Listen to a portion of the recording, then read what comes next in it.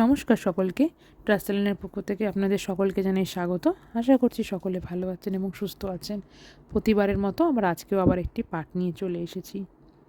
আজকের বিষয় হলো, জীবনে কোনোদিনও কৃষ্ণ নাম করা হলো না। কথায় যার মন নেই, কেবল মৃত্যুর সময় একখানি গীতা মরার বুকের ওপর রেখে বলো হরি হরিবোল করলে কি লাভ হয়? উত্তর, কথাই বলে প্রাণ থাকতে মুখে জল দিতে হয়, প্রাণ উড়ে গেলে জল দিয়ে কি লাভ? প্রাণ চলে গেলে শ্মশানে নিয়ে মরার মুখে আর জল নয়, আগুন দিতে হয়, ভালো করে পুড়িয়ে ফেলতে হয়। ঠিক সেরকমই জীবন থাকতেই হরিভজন করতে হয়। সেই সৌভাগ্য যদি না থাকে, তবে ভগবানের মুখ নিঃসৃত বাণী লিপিবদ্ধ হয়েছে যে গীতা শাস্ত্রে, সেই গীতার স্পর্শন ও দর্শন করে মৃত্যুবরণও করলে কিছুটা মঙ্গল হয়।